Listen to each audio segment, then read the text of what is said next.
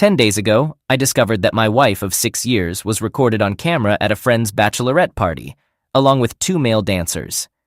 This event was secretly filmed by another woman at the party using a cell phone. Later, that woman confided in her boyfriend, who happened to know me. Although this guy and I aren't friends, we do share some mutual acquaintances from high school. His girlfriend told him not to reveal the video or share it with anyone, and they kept it hidden for all these years. It's important to note that this guy and I have never been on good terms. We've merely crossed paths due to our mutual connections. However, they broke up some time ago, and since then, he's been casually showing the video to his friends as a sort of entertaining story. It became a recurring topic at gatherings, meetings, or guys' nights out, purely for amusement. Most of the women seen engaging in inappropriate acts in the video were in relationships at the time. I can't help but suspect they might have been mocking me and the other guys, although that might just be my own insecurity talking, as the story had never reached me or any of my close friends. That changed about a month ago when one of our mutual friends had a drink with this guy. The conversation somehow steered toward the story, and he began joking about how his ex-girlfriend had recorded a group of girls going wild at a bachelorette party, including 2 dancers getting involved with one of the women, who happened to be my girlfriend at the time and now my wife. Apparently, he had trust issues with his girlfriend back then and kept a close watch on her activities, so she recorded everything as proof of her innocence in case he suspected her of cheating. This led to her involving her friends to demonstrate to her then boyfriend that she was the innocent and virtuous one. According to our mutual friend, during this incident, all the women, including the one with the camera, went backstage into the dancer's dressing room. My girlfriend was the only one that went all in. Not just BJ and flashing, she took on both dancers at the same time in their dressing room, while her other friends gave BJ and flashing. She was being plowed by both dancers while the other woman secretly recorded. About a month ago, my friend became aware of this situation and felt the urge to confide in me. However, he grappled with this decision because he was well aware of my current happy marriage with her, and he shared a close bond with both of us. He understood the depth of our love for each other, especially considering we have 2 young daughters together, aged 3 and 5. 11 days ago, on a Friday, my friend reached out to me and expressed a desire to discuss something crucial. His tone during the conversation indicated the significance of the matter. I believed it was a substantial issue, possibly related to some challenges he was facing and he needed someone to talk to. Over the years, our friendship, which began in high school, had been characterized by mutual support.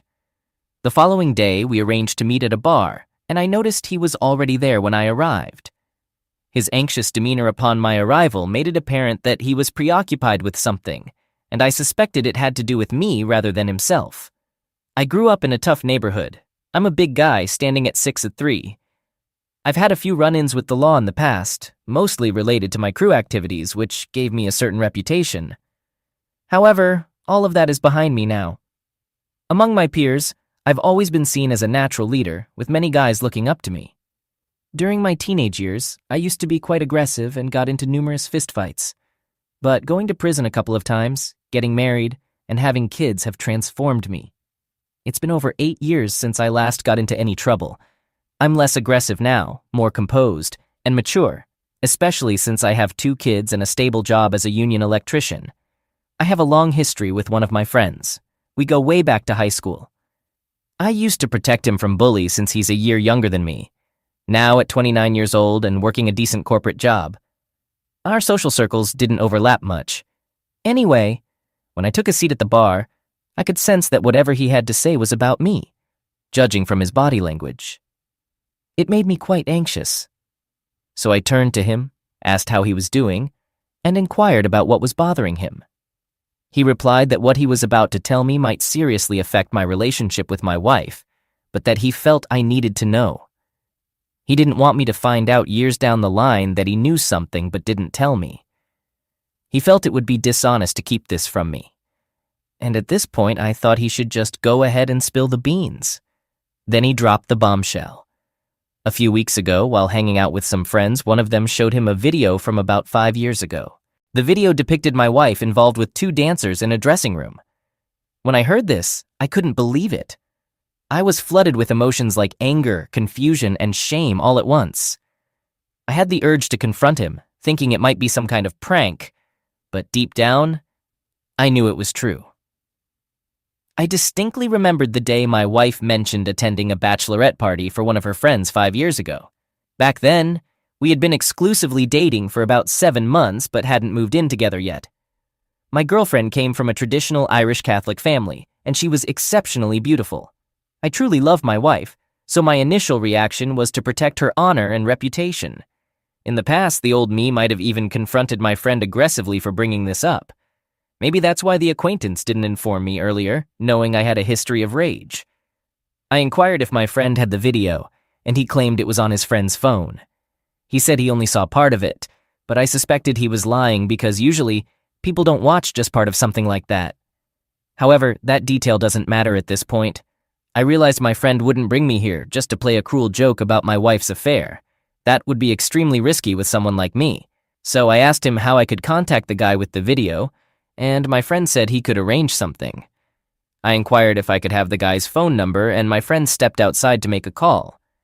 We went outside together, and upon returning, he told me the guy wasn't answering but had sent a text. My friend assured me he'd keep me updated once he heard back. I initially wanted to leave the bar and immediately call my wife, but my friend advised me to take some time, think things through before doing anything rash. So, I decided to stay at the bar and talk to my friend about my relationship with my wife, which had been great up to that point. I never expected her to be involved in something like this. During the first year of our dating, she did show a bit of a wild streak, but I didn't realize how wild it was until now. After that first year, it seemed like she had turned her life around, leaving that party phase behind. However, she does change when she drinks. When we started dating, she was still in that party phase, but that's no excuse because we were in a committed relationship when she attended that bachelorette party. Our relationship, like any other, has had its ups and downs. Her issues with alcohol were a problem at one point, but she got it under control, mainly because of our first daughter. While I was talking to my friend, he received a text from the guy and said he could share his number with me. I immediately called him and asked if we could meet so he could give me the video on a flash drive. He told me he was out of town and would return next week. I expressed my interest in obtaining a copy of the video and inquired about how much he wanted in exchange for deleting it from his phone or any other storage. I hoped he'd agree to delete it willingly, but he asked for $1,500. This was one of the reasons I never liked him. I managed to negotiate it down to $1,000. There seemed to be no reason for him to hold on to this video. My wife and his ex-girlfriend were no longer friends, and his ex-girlfriend likely wouldn't hold it against him. I think he was just being a jerk.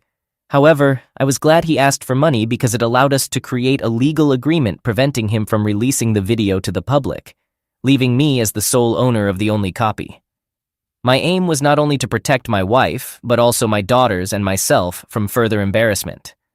The thought of a tape of my wife circulating on the internet would be a significant embarrassment for my family. I wanted to control the situation as much as possible before dealing with my wife later. From what I've heard, the video is too explicit to even contemplate.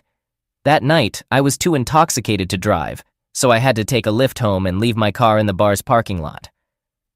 When I got home, I could barely walk through the door. All I remember is calling my wife a 403 inches and passing out.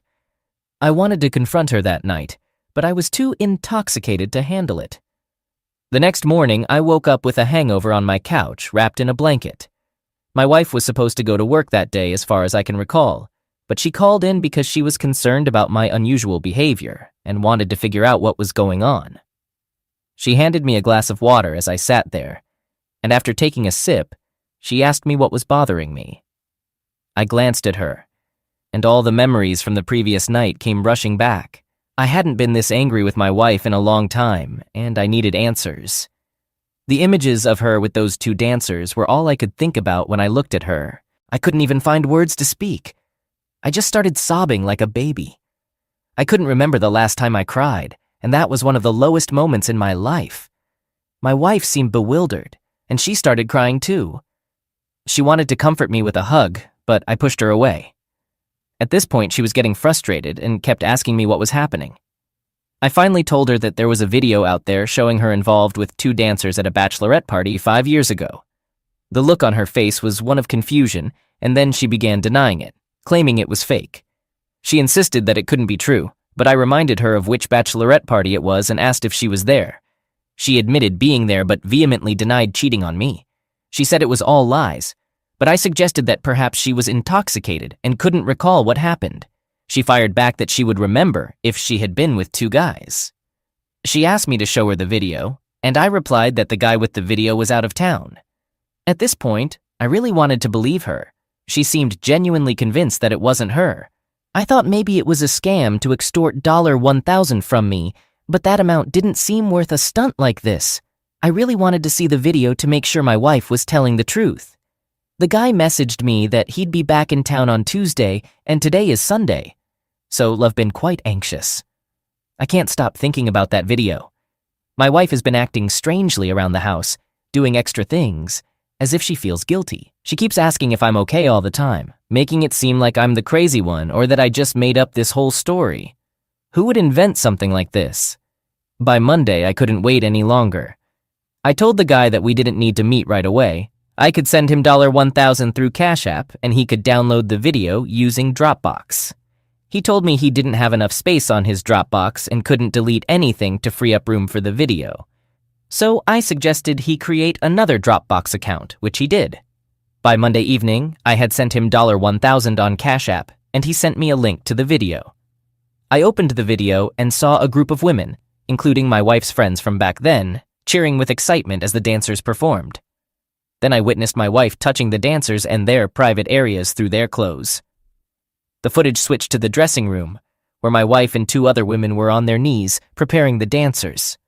I counted about 5 guys, if you catch my drift, and then there's another part of the video where my wife was engaging in acts while still clothed. 2 dancers were taking turns. The video was just as explicit as I had feared. It looked homemade and poorly done, but it was undoubtedly her. There was no mistaking it. Her voice was unmistakable. This private moment that I thought was just between us was actually shared with total strangers. It seems like the dancers knew they were being recorded, but didn't care. I'm not sure if my girlfriend and her friends were aware because they never acknowledged it. She wasn't forced into anything. In some cases, she was actively seeking attention and even taking the initiative. She gave it up to a bunch of guys she met that night, but the very first time I met her, she acted like she wasn't so easy. While I didn't get the sense that she was some sort of pure Mary when we started dating, she didn't pretend to be that way because she was a party girl at the time. She made me wait for about 2 months before our first intimate encounter. Now everything I thought I knew about my wife is being called into question. In our current relationship, her being close with me is a big deal, especially after our second daughter was born. And here she was, enthusiastically engaging in acts with complete strangers without holding anything back. I just need to vent because I always believed there were special moments you share with someone you love, and it feels like that belief has burst like a bubble in my face. This is seriously affecting my self-esteem. And the worst part is that I can't help thinking that I wasn't enough for her back then, and I'm not enough for her now. Nowadays, I have a few extra pounds on me, but back then, I was in good shape. I'd like to think I'm a good-looking guy, but despite that, she did this willingly with that guy. I'm curious if any of you guys in relationships have experienced something like this, because it can't have been just me. My wife, up until I saw this video, was almost perfect.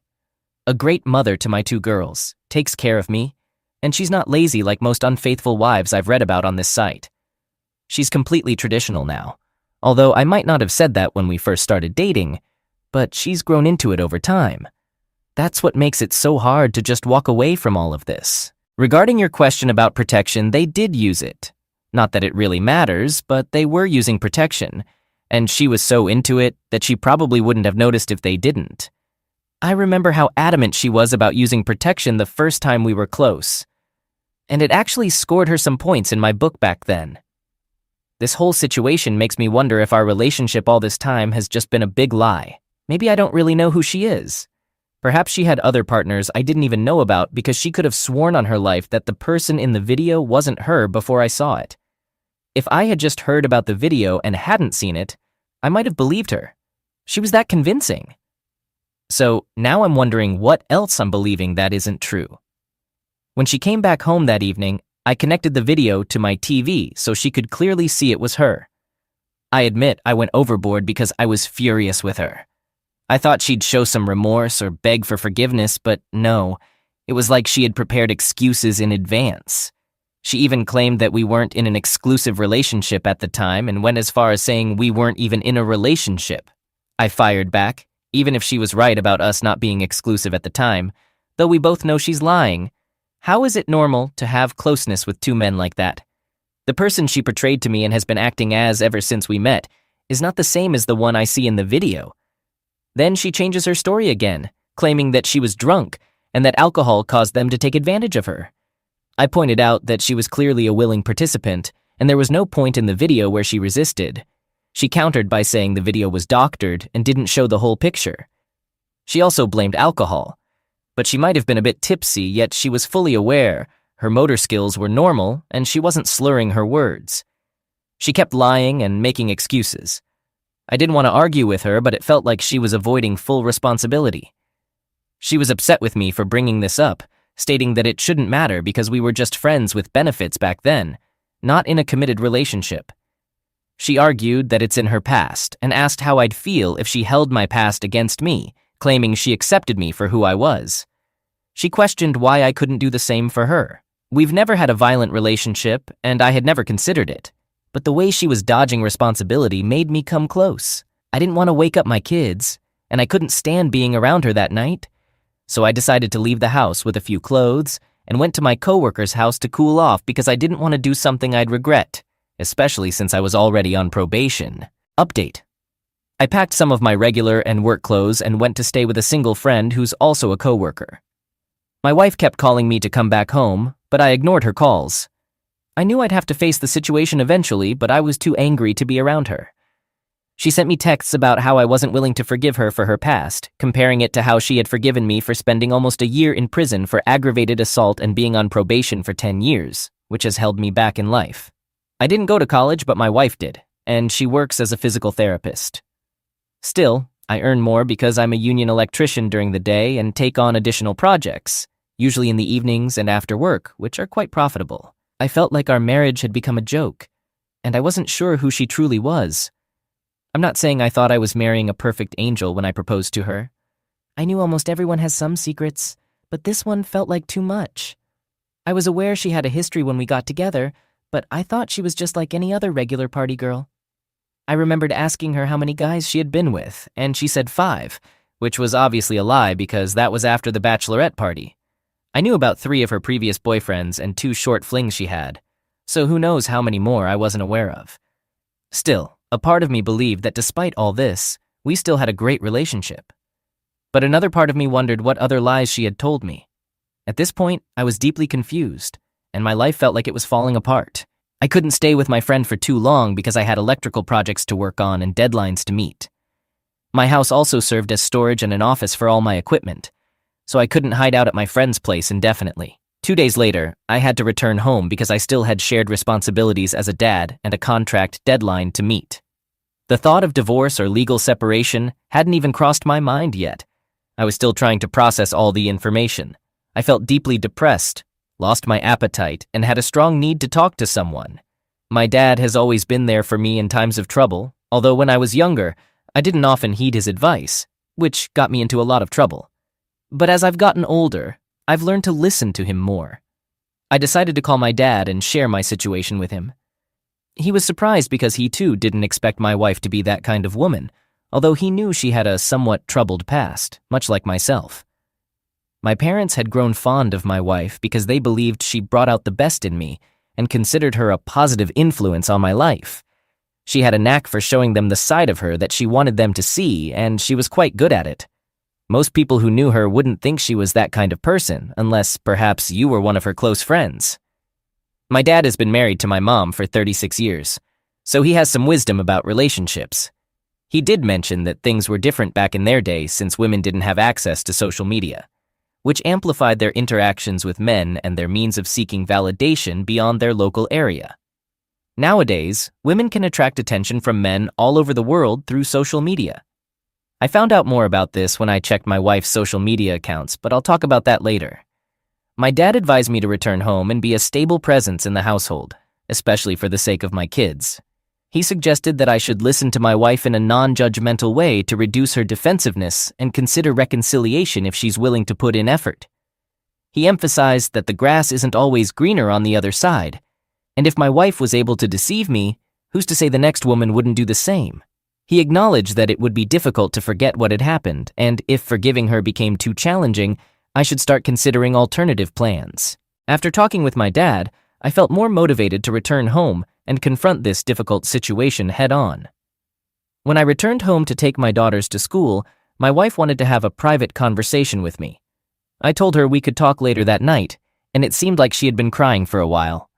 Honestly, I didn't feel much sympathy for her because she hadn't admitted to doing anything wrong. I received a text from the acquaintance stating that he had deleted his copy of the footage and no longer had it. Since I couldn't verify this, I had to take his word for it. I also informed him that I would be sending him some legal papers as we had agreed upon. That evening, my wife was already at home when I returned. I was prepared for her to come clean and confess that she had cheated on me, essentially admitting that she had lied and presented herself differently at the beginning of our relationship. She was sitting on the balcony when I arrived, but even looking at her, I felt like I was staring at a stranger. The image I had of her before seemed to have shattered. I used to think that I was the only one with a troubled past, but at least everyone knows about mine, and I'm willing to take responsibility for it. When I got home, she was on the balcony. We usually spent time there, chatting. It was summer, and the weather in Massachusetts is usually pleasant during that time. She greeted me when she saw me, but I didn't respond. I went inside, took a shower, and changed out of my work clothes. A few minutes later, I joined her on the balcony with a beer in my hand. We sat there in silence for a few minutes. My plan was to let her speak and see what other lies she might come up with. I could tell she was expecting me to start interrogating her, but instead I let the awkwardness linger between us. She began by apologizing for her infidelity, explaining that it happened during a different phase of her life. She mentioned that when our relationship had just started, she wasn't sure it would last, and she was still in a partying stage where she did things she now regrets. She expressed remorse for her actions and claimed that she had been faithful to me since then. I interrupted and asked her why she had been intimate with those men on the same night she met them. Yet I had waited for months for her to be close with me, even though she kept saying she wasn't ready. Her response was that she wanted our first time together to be special and meaningful, unlike her encounter with the dancers, which she said didn't mean anything to her. This explanation made no sense to me. I pointed out that she had been on her knees with them on the first day, so why did I have to wait for a special occasion? It felt like she was using closeness as a reward for me, while she freely engaged with strangers in an explicit manner in front of her friends. I also asked her if there were any other affairs she had that weren't recorded on tape. She insisted there were none, but I expressed my disbelief. She suggested that I check her phone and social media, stating that she was telling the truth. I mentioned that if she had enough time to edit her story, she had enough time to delete any incriminating evidence from her phone. Although I didn't really expect to find anything on her phone, I decided to take her up on the offer. She gave me access to her passwords for everything. After our conversation, while I felt she had admitted to her wrongdoing to some extent, I still believed she wasn't revealing everything. The seed of doubt had been planted, and I couldn't trust her fully anymore. Nevertheless, I decided to follow my dad's advice and give our relationship another chance. That night, I couldn't bring myself to sleep in the same bedroom with her, so I asked her to sleep in the guest room. The next day, I initially resisted the urge to check my wife's social media because I didn't expect to find anything. I figured she must have cleaned everything up if she had something to hide. However, I couldn't stop thinking about it, and I found it difficult to concentrate at work. Eventually, I gave in and logged into her social media accounts, reading all her messages. I started constantly monitoring her social media, and I soon realized how unhealthy this behavior was. While she wasn't posting explicit content, it surprised me how many guys were messaging her. I noticed that she was deleting these messages to hide them from me because I had notifications set up, and when I tried to check a message, it would be gone by the time I got to it. I thought maybe attractive women typically receive this kind of attention, even those who aren't posting anything suggestive. Most of the men messaging her were from the Middle East and South Asian countries, so there wasn't much to worry about in that regard. A week later, our relationship was still strained, although we were at least talking. We hadn't been close since I discovered the affair, but my wife was making efforts to reconnect, and she was growing tired of my constant reluctance to move past this. We had a conversation where she suggested we see a marriage counselor because she couldn't bear my behavior any longer. I explained to her that this was not something I could easily let go of just by talking to someone. I wasn't sure if our marriage could survive this affair, and my obsessive monitoring of her social media and text messages was taking a toll on me. So I decided to stop, even though it made me feel worse because it seemed like I couldn't trust her. I even began to feel like people were talking behind my back. Once I was at a local bar with some friends and saw some acquaintances hanging out with the guy who sold me the video. I felt like they were looking at me and then turning away when I noticed them. It felt like they were mocking me. I thought I might be paranoid, but because of the video, I couldn't help but feel like everyone was laughing at me behind my back.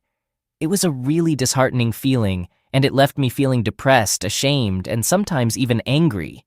I felt disrespected, and the old me would have confronted them and given them a piece of my mind. These were grown men acting like little kids.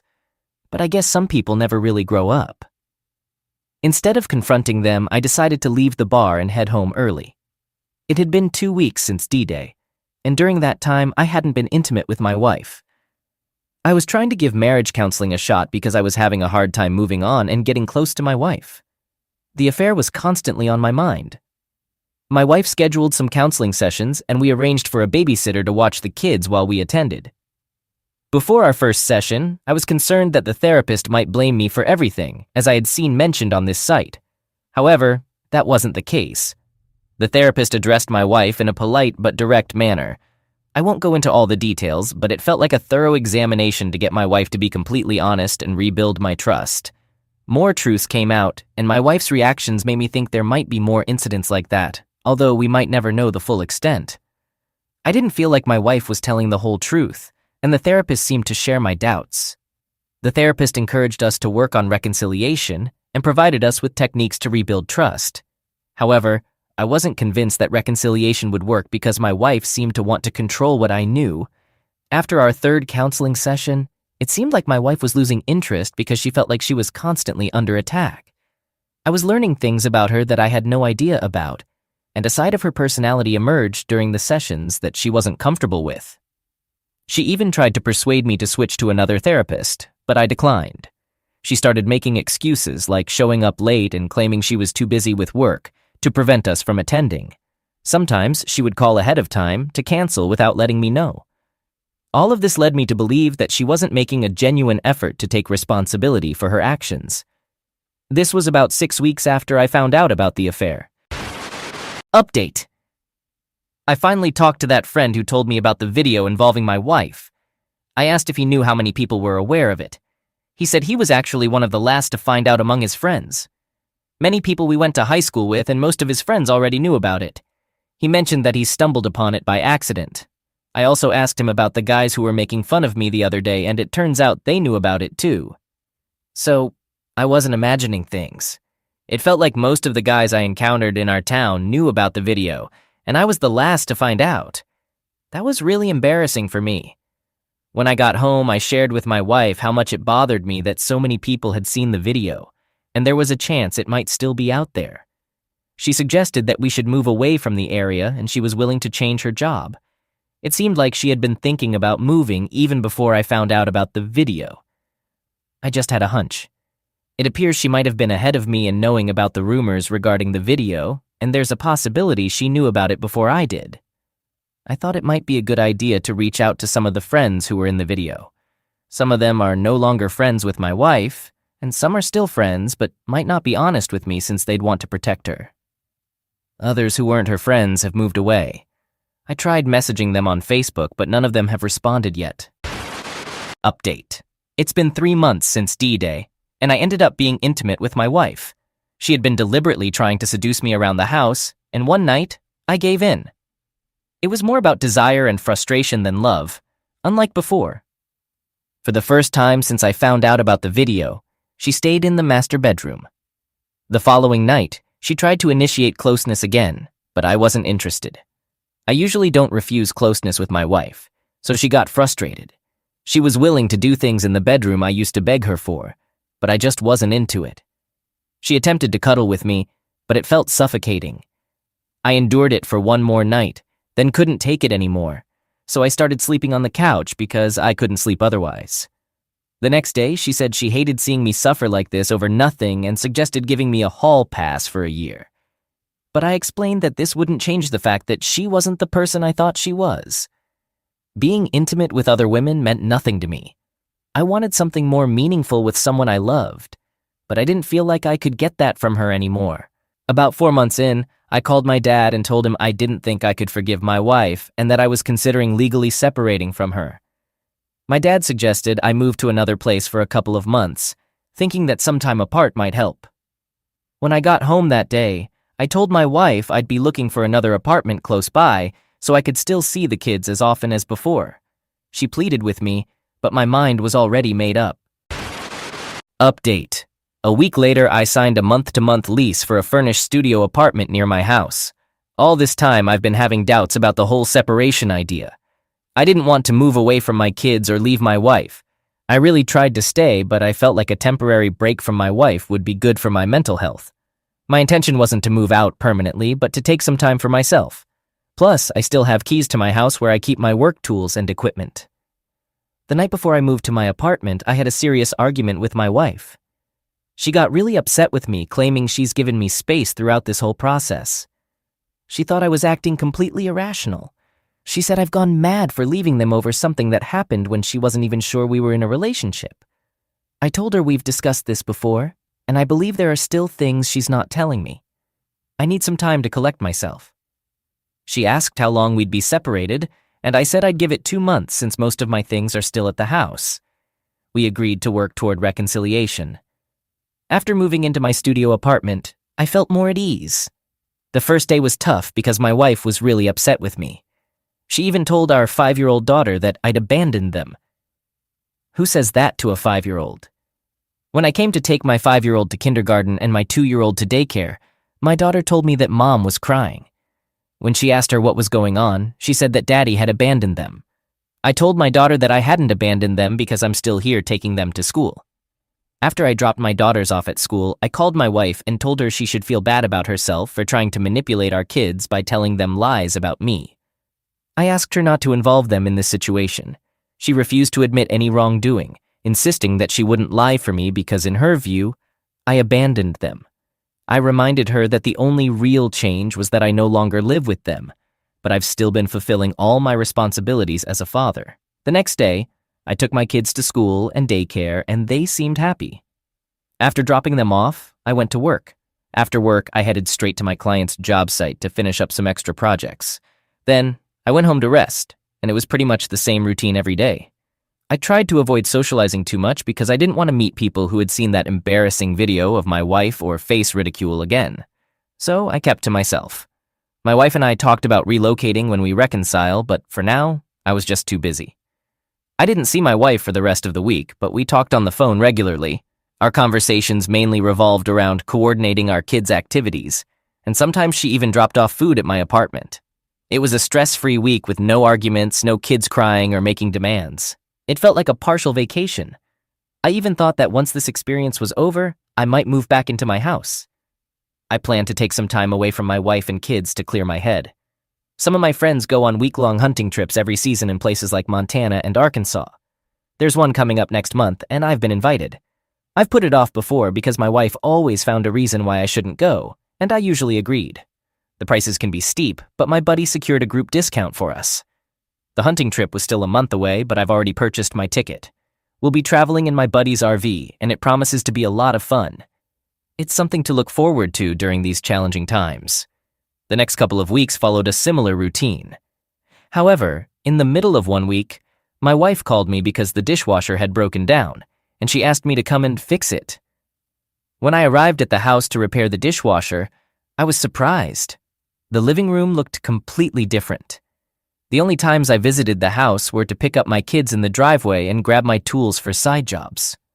My tools are stored in the basement, and I usually use the basement entrance without entering the main living area. While fixing the dishwasher, I noticed that my wife had redecorated the living room. She had changed the curtains and bought a new couch.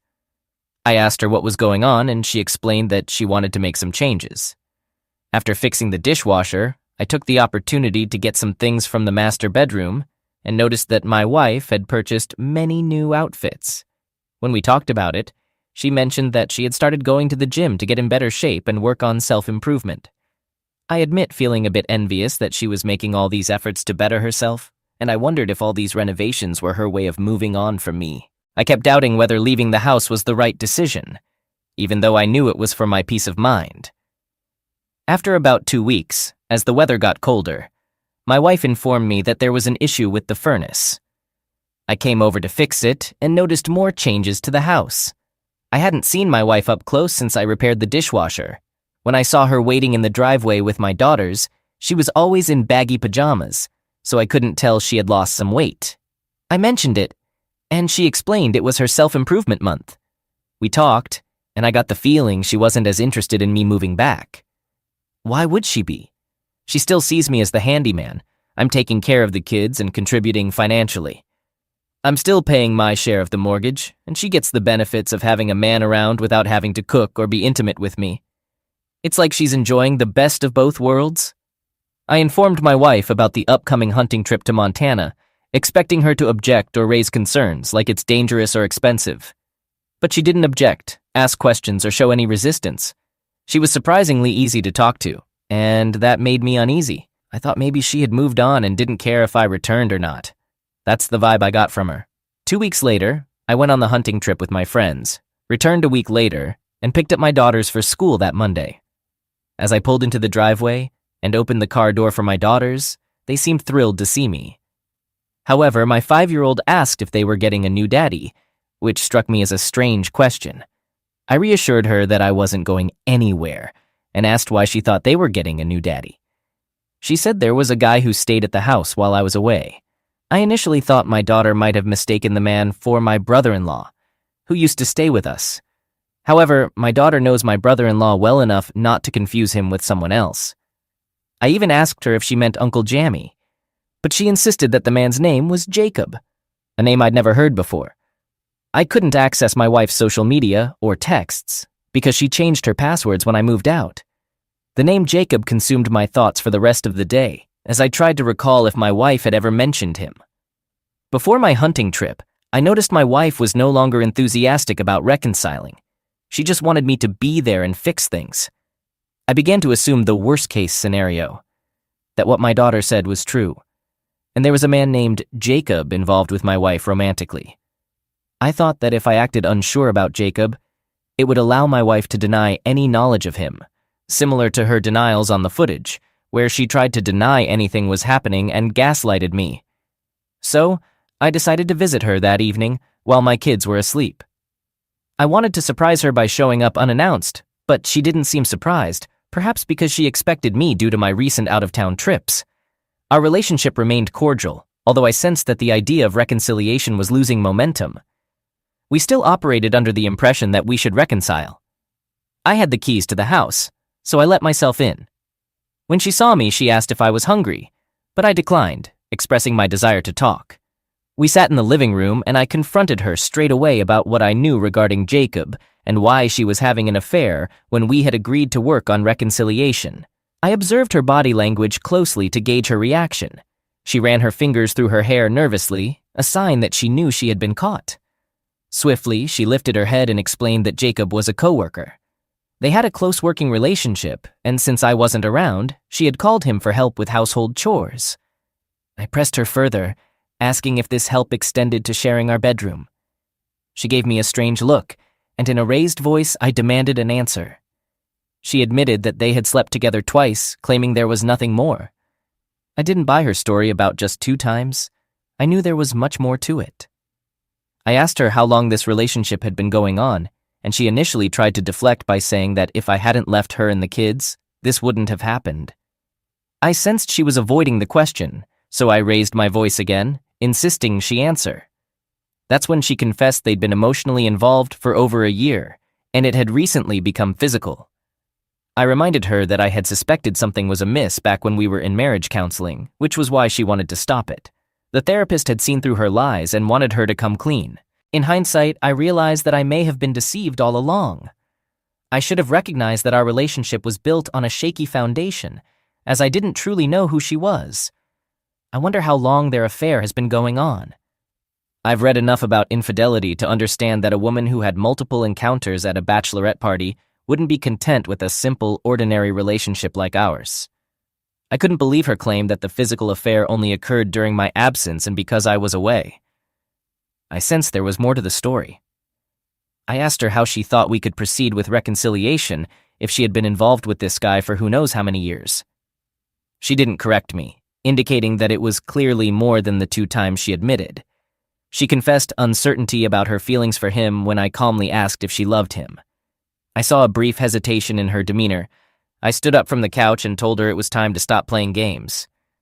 I pointed out that a woman who had closeness with 2 dancers and engaged in such behavior in front of friends wouldn't have done it just once. I expressed my relief that she was happy with this guy and stated that I now had valid reasons for legal separation. I acknowledged that we had a good run with our 2 beautiful daughters and suggested that it was time to call it quits. I used to wonder if I made the right decision by moving out, but now I'm certain I did the right thing by giving her the chance to make her mistakes. If I had accepted her lies and gaslighting all these years, I might have lived my life in ignorance. I owe some credit to the marriage therapist for opening my eyes, even though she didn't explicitly say my wife was lying. I was sharp enough to read between the lines of her questions and understand her perspective. It was like one dishonest person recognizing another, and I was just a learner in their midst. At that moment, I realized my wife was skilled at covering her tracks. I still had a feeling there was more to the story, and I suspected she was withholding something. When I got up from the couch to leave, she told me she still loved me, but I ignored her and walked away. I went home that day upset because I knew I wouldn't be able to see my kids as often as I'd like. I understood there was no turning back from this, but at the same time I felt a strange sense of relief because I had been proven right, and her true colors as a cheater had been revealed. It's eerie how accurate that quote about cheaters holds. I'm not a religious person, but I slept well that night, feeling like the universe was on my side throughout this experience. It seemed like everything fell into place systematically to unveil the lie I had been living. Just think, if my friend hadn't told me about the video, all these events over the past few months wouldn't have occurred to open my eyes to the reality of who I've been living with for the past 6 years. I called my dad the next day to share everything I had just discovered, and he reassured me that I handled things well. He told me not to blame myself because it wasn't my fault and that everything happens for a reason, bringing what was hidden into the open. Right now, my primary concern is the safety of my daughters. I need to know who the man my wife has introduced to them is. You've probably heard about individuals who date single moms with daughters for harmful reasons, and I wouldn't forgive myself if something like that happened to my kids. The next day, I picked up my children from school as usual. My wife called me to discuss our situation and mentioned she still wanted to reconcile with me, promising to cut off contact with the other man. I reminded her that she'd been in a relationship with him for years, so that wasn't the main issue anymore. For the first time, she challenged my belief that their relationship had been ongoing for years, claiming it only became physical recently when I abandoned her and the children. I saw this as an obvious attempt to deflect the blame, and I wasn't buying it. I pointed out that while we were supposed to be working on reconciliation, she had engaged in a physical relationship and even invited the man into our marital home. Instead of seeking revenge, I believed the right thing to do now was to get a divorce and focus on our daughters because she had already given up on our relationship a long time ago. She responded by blaming me for giving up when I left home, and I hung up the phone to avoid arguing with her. Despite her beauty, I knew she wouldn't struggle to find another man, possibly even better than me. I hoped she would find someone better for the sake of my daughter, as the worst-case scenario would be if she were having encounters with random men in my house, putting my daughters in danger. The next day, I reached out to one of her co-workers who had worked with my wife for 2 years at the hospital, as well as at her previous job. I called her unexpectedly and explained that I had recently suffered a work-related injury and needed a male physical therapist. I mentioned that my wife had recommended someone named Jacob and asked if she knew anything about him. I framed it this way because I knew she was knowledgeable about the workplace. She replied that she didn't know any Jacob, and the only Jacob she was aware of had been one of my wife's former clients at their previous job. I thanked her and ended the call. I realized that my question to her had been somewhat deceptive, and she might eventually ask my wife about it. So I decided to confront my wife about her obvious lie regarding Jacob being her coworker. I couldn't wait to discuss this with her in person. Moreover, there was no telling when her coworker might call her and inform her about the strange call she received from me, her husband. Therefore, I acted promptly by calling my wife to address the issue. I asked her why she had lied to me about the identity of her affair partner, pointing out that Jacob had been her client for more than 2 years, and she had lied about it. I told her it was my right to know that she wasn't bringing home strangers and potential dangers to our daughters. She responded by saying that Jacob wasn't a dangerous person. He was a widower and a businessman who owned several hotels in the area. She claimed he was a clean and trustworthy person she had known for years, and he had been her client when his wife tragically passed away. She mentioned they had good chemistry but couldn't pursue anything due to her marriage. However, when I left them, she decided to give it a try. Interestingly, she kept trying to shift blame onto me while also admitting her own fault in the same sentence. After my call with my wife's coworker, I strongly suspected that my wife had been involved in a physical relationship with one of her wealthier former clients for well over 2 years or possibly more. I decided to do a background check on him, and thankfully, he doesn't seem to have a history of criminal activity. I'd be dishonest if I didn't admit feeling a bit envious because this man was more successful than me. However, I also realized the importance of uncovering the truth about my wife continuing her secretive affairs after the bachelorette incident. It was crucial for me to start fresh. Some of you might suggest a DNA test for my daughters, but I don't think it's necessary because they resemble me. To keep it short, 2 months later we got a divorce, and I sold the house, splitting the proceeds.